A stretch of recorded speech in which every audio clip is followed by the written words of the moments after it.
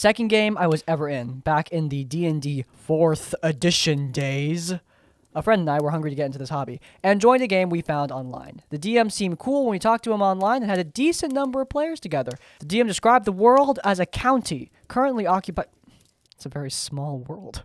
Currently occupied by a very hostile nation's army, and we would be citizens who would try to make a difference for our country. Importantly, he said no classes and no races were off the table. Newbies, that were my friend and I, made a pure-blood orcish shaman and a kobold warden, who were both from the wildlands and had our tribes and dragon patron destroyed by the occupying forces. The game was off to a rough start when my friend and I, as well as a drow warlock player, started in prison in the capital and to be bailed out by the rest of the party with no explanation, and the gnome thief started to roll pickpocketing to take all of our stuff.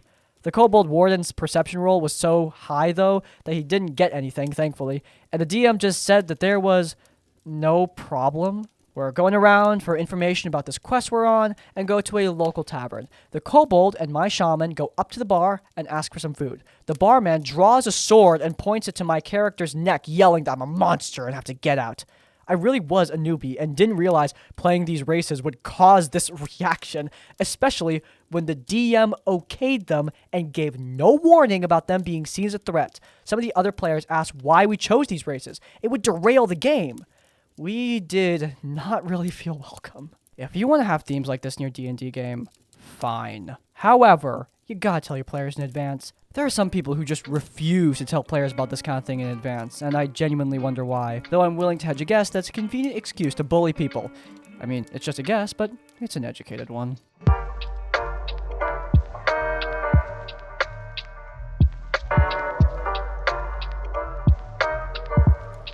I'm part of a friend group that gets together every week, or as best we can, being adults and all. We have a system of rotating DMs. The last DM just finished his campaign that was over a year long, and it was just a slog. Before getting into it, I just want to say that I did not leave this game because this DM has a very unhealthy victim complex. Even if you nicely give constructive criticism, he will make you out to be the devil out to get him. This is one of my significant other's old friends who he is still loyal to, so we sucked it up for a while to just avoid the drama. He ran this superhero campaign using the mutants and mastermind system. First issue people had is that he did not know the rule system. It was my first time playing, and the combat was lost to me. He would make up rules not in the game. He would later forget said rules. It was just a mess. One player left really early into it because she couldn't make sense of the rules. My significant other tried to help her out, but the DM would get pissy because it's his game. Yeah, he also had a major ego problem. Second issue is the way he handled player characters. There was myself, my significant other, the DM's wife, and 3 others after the guy who dropped out. He did not do anything of note pertaining to the 4 characters, including his wife's character. He outright destroyed my significant other's character. He just wanted to play the hero, who was really powerful but didn't want to fight, much less harm anyone. The DM forced his character to murder multiple times, so my significant other didn't have any fun playing at all. But guess what he did focus on? His almighty NPCs. There were multiple times where it was like listening to a crappy cutscene, sometimes for up to 30 minutes. Yeah, I began timing after a while. We would literally just sit there and listen to him talk, and if we showed the slightest bit of inattentiveness, he would get so butthurt over it. He even told us to put our phones away like we were in high school. And of course, the NPCs were OP.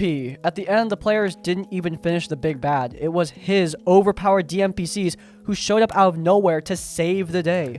Because of course, along with another 30-minute NPC dialogue in the middle of the fight. During all this talking, the rest of the players were kind of talking and making jokes themselves, just trying to have some fun, and the DM gets upset because, and I quote, "I have been waiting for this speech for 12 years. He had wanted to do this campaign for a long time and was actually reading a script. I never felt more like an NPC than I did in this game, because this is when I knew no matter what decisions we made in the game, this final moment would not have changed. Finally, the game was heavily railroaded, and as I said before, if we took our characters out of the game, it would be the same story. That is how heavily he focused on NPCs. He actually, unironically, had an NPC with a ghost train take us where we needed to be. He made an actual railroad for his campaign. Not that our characters did anything, NPCs got all the results. TLDR, superhero game sucked. Players were NPCs, and NPCs were treated as players. DM read from a script, railroading us for over a year. I know people toss around big numbers when it comes to these monologues, but if this person is being accurate with how long these monologues are, that means this DM's monologue is longer than this entire video. Just like keep, pin that somewhere in your brain. But yeah, we've talked about DMPCs, railroading, all this stuff multiple times before. One thing that we don't talk about often though, that's monologuing. Sometimes we as DMs can get kind of carried away in our monologues. We have an idea for what the BBG is going to say, and the players want to interrupt and, cast polymorph on them or something like that.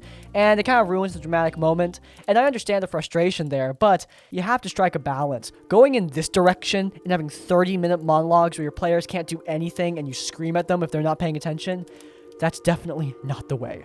Not the way at all.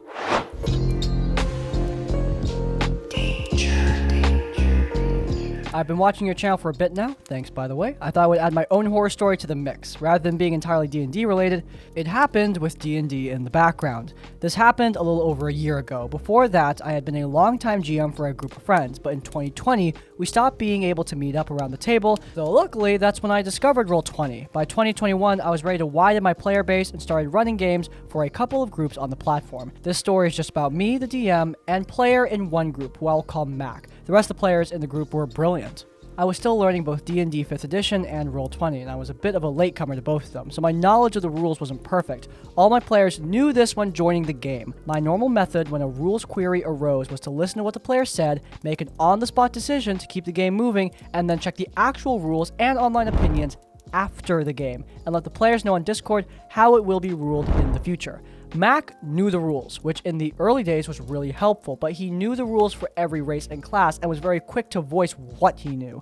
He quickly started to tell other players how best to play their characters. If someone asked for a rules clarification, even if it was one that was just a DM call, he would answer before I even got a chance to say anything. Of course, talking over Discord, well, that means that there is an amount of lag, but even taking that into account, it was obvious he wasn't giving me a chance to answer. So, several times after a session, I would go onto Discord and, in a private message, ask him to give me a chance to answer when a question was aimed at me as DM, and to let the other players play their characters how they want to, even if it wasn't the most optimum of choices.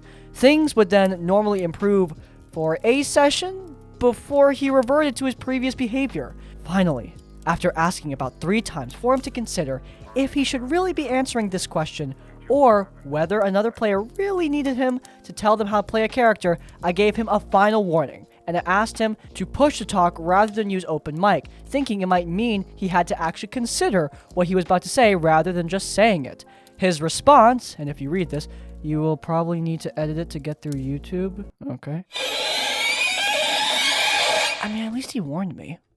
He did not stay in the game, and it was one of the few times I made a private message public to the rest of the players. It was the first and not the last horror story I've had DMing on Roll20, but I have met some truly wonderful players out there. The good has certainly outweighed the bad, and there are people I truly consider to be my friends, even though we have only chatted over Discord. TLDR, asked someone to push to talk during games to give myself and other players time to respond to queries, and he tells me to, off myself. Anyway, oh boy, that is certainly a, what do they say, gamer moment right here. I play a lot of Destiny and I play a lot of Apex Legends, and while those are far from the most toxic games out there on the market, they aren't exactly free from toxicity either, and yeah, sometimes people just say things. Ah, crap, yeah, the damage isn't great on that run. We're close to enrage. This might be a wipe, sorry guys. Yo, who's on the well? You suck at this game. Yeah, but you listen here, you Not me, though. I'm different. I'm not like other girls. That's the way it is, that's the way it was, and that's likely the way it will be. Doesn't matter if you're playing a video game or a TTRPG. Hell, even in person, we've seen plenty of people who just say really dumb and frankly terrible things. And the best thing you can do is get rid of them and move on. Frankly, the dude probably saved you some trouble. I mean, this would be grounds for removal in any of the games that I run. Interrupting other players, interrupting the DM, backseat gaming, that's all obnoxious. I mean, clarifying rules can be helpful, but here, it turned annoying very quickly.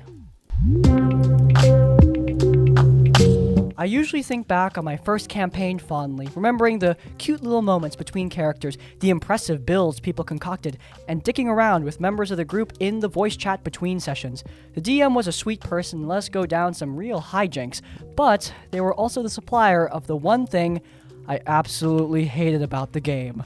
Their DMPCs. The one thing I hated the most was the totally insane wizard known as Killian the Mad. Killian was described as a fantasy Elon Musk, who has seen so many planes of reality that his mind imploded. They were a collector with hundreds of bags of holding that contained anything you could possibly think of. He invented a bunch of real-world items, such as refrigerators, sodas, hoverboards, and...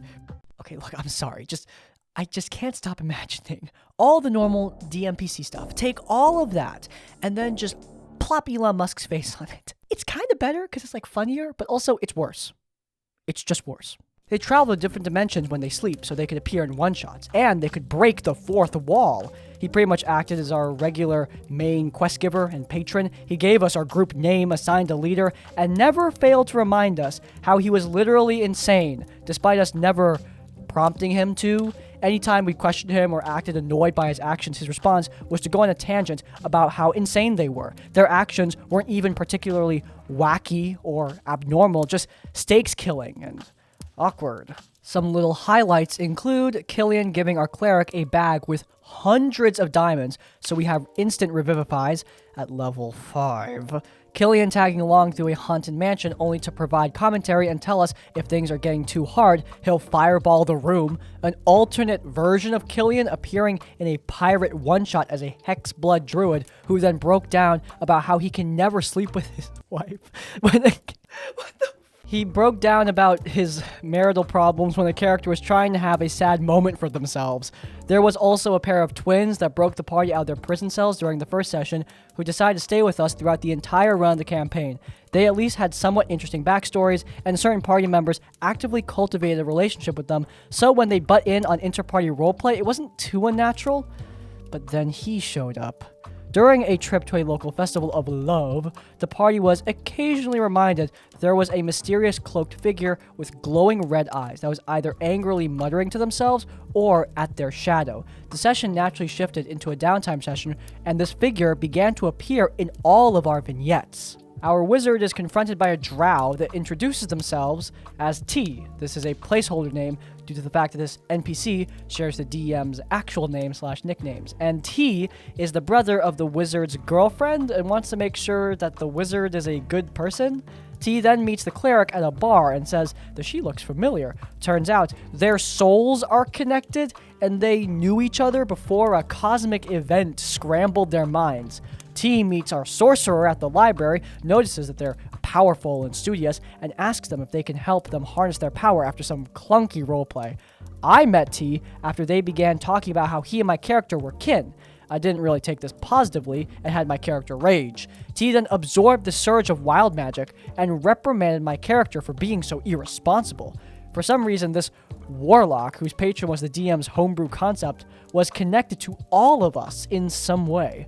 They attempted to create this dynamic of T, this red-eyed drow, being this experienced adventurer that we could learn from, despite the fact that we all played characters that have adventured before. We all avoided T until they were added to our group by Killian for our next quest. This quest never happened due to the campaign falling apart due to scheduling conflicts. That sounds like it was for the best. I mean, I'm glad you look back on this campaign with fond memories, and it's good that you can see past the bad and look towards the things that you loved. I think that's a really good trait to have.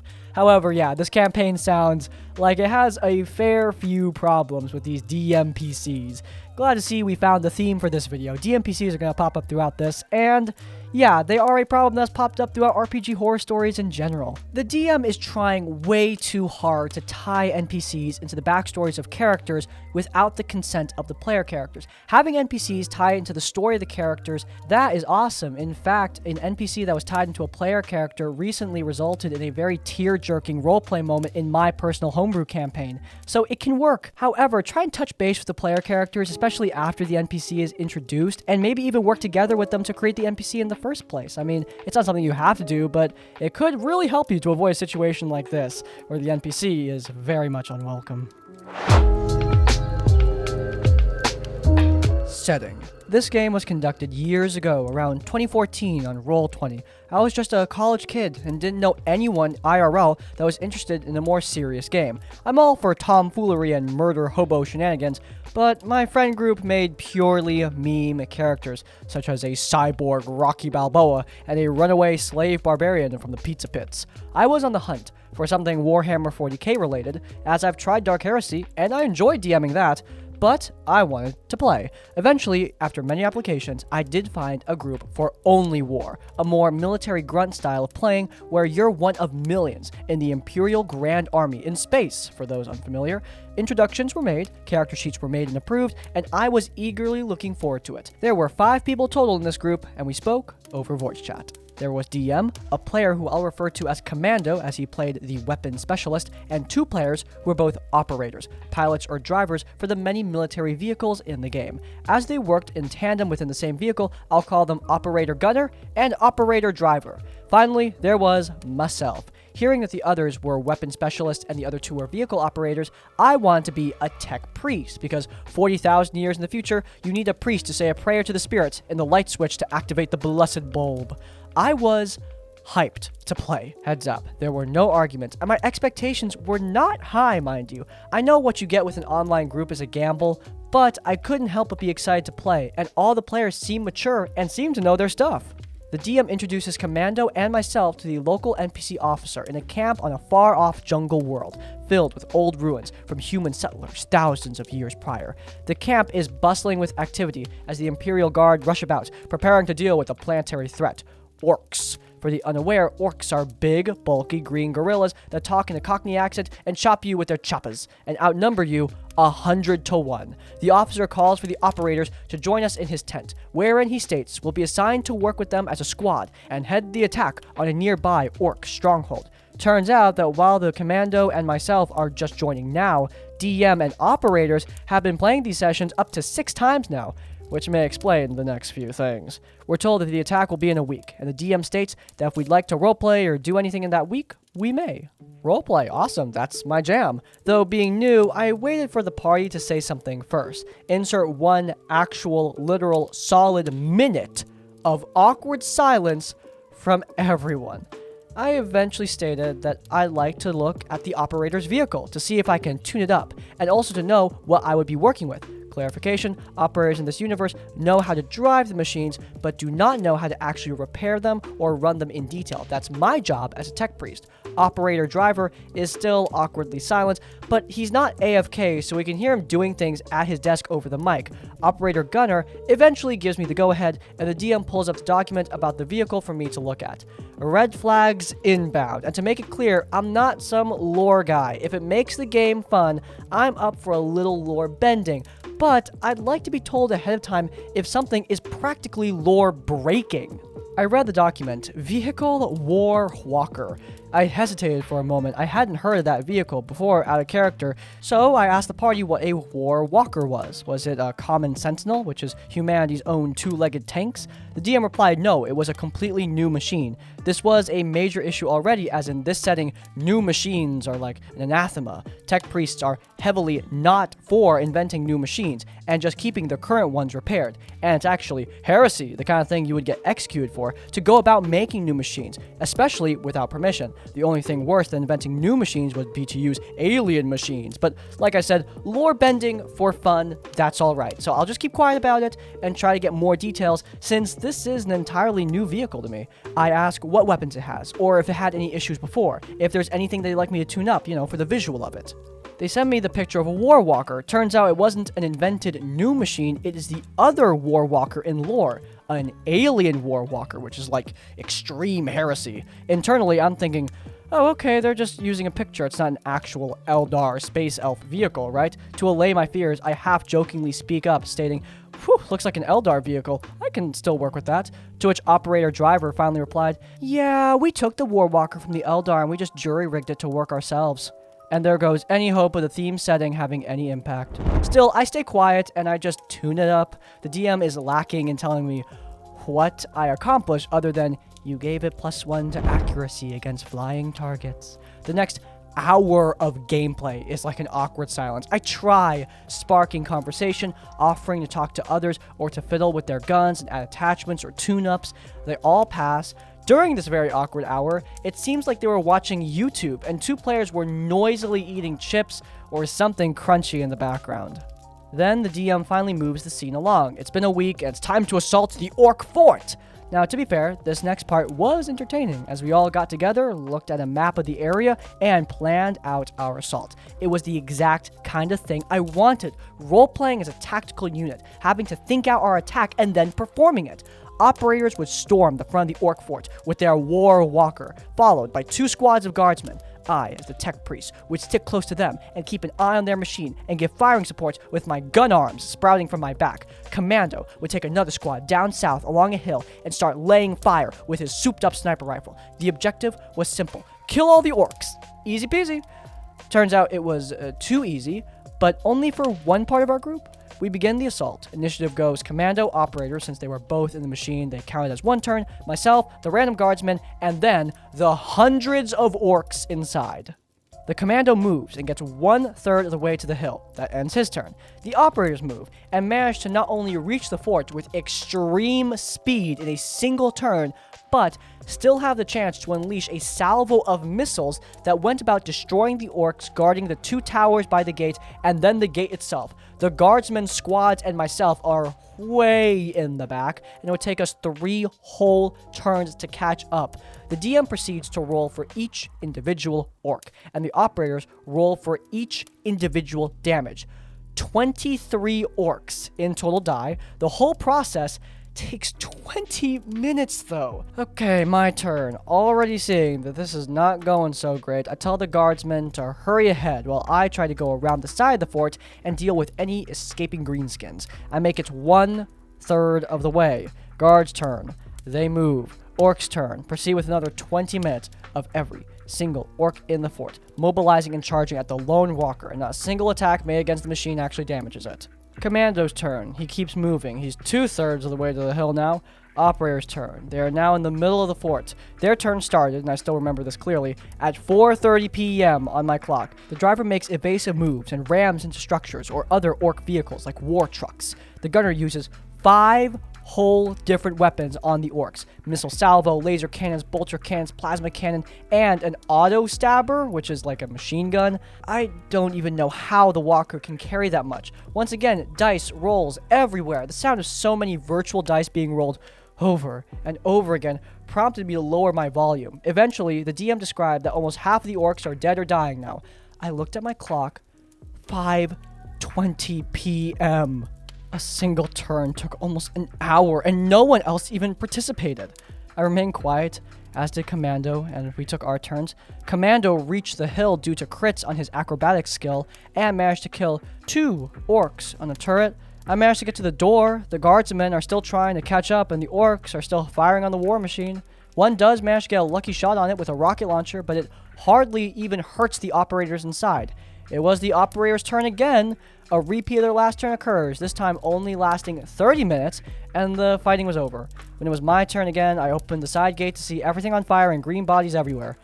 Internally sighing, I took it upon myself to roleplay again and call HQ to let them know the mission was a resounding success. The debrief was lackluster, as Commando and myself were pretty tired, and the operators didn't really seem into it, since they returned their silence like earlier, and the DM called it a night. There were no future games with them, as it seemed that the DM just up and vanished from Roll20 and no one reached out. This really shot my interest in playing any Only War games in the foot, or even any games on Roll20 again, for a while at least. Thankfully, a few months later, I gave Only War another shot and actually found an amazing game that lasted a few sessions.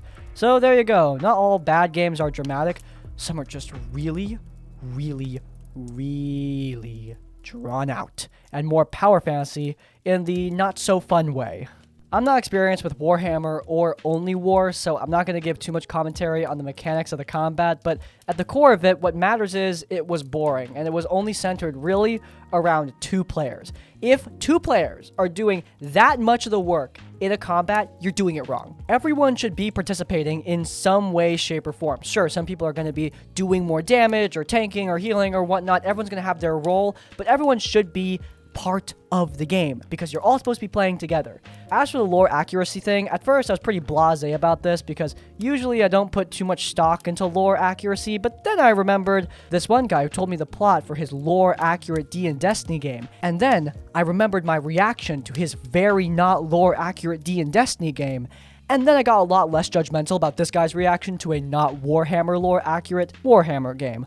Look, if you want to change things up, I think that's good. In fact, this guy thinks that too. However, if you're going to make big changes, you gotta tell people about them in advance. If you're going to have a world be more flexible, make sure that that is Session 0 content. In fact, I think a lot of aspects of this game should have been Session 0 content. Maybe a big old don't join sign. That would have been nice. And that's it for today's episode of RPG Horror Stories. If you guys enjoyed, then please do leave a like. If you want to see more of our content, then you can check out our Tavern Adjacent podcast where we talk all things TTRPGs while also talking about some of my homebrew. It's linked in the cards. And while you're there, subscribe to Crispy's Tavern to get more of our content as it comes out. And finally, if you want to leave your own stories or thoughts, go down into the comments down below. If you can't think of a comment, leave the comment a literal script to let me know you made it to the end of the video. Hey, by the way, if you have your own horror stories, you can head down into the description where there's an email. You can send them there to get a chance to be featured in one of these videos. But hey, even if you don't have any horror stories, and that's like, comment, subscribe. I'll see you all next time. Farewell.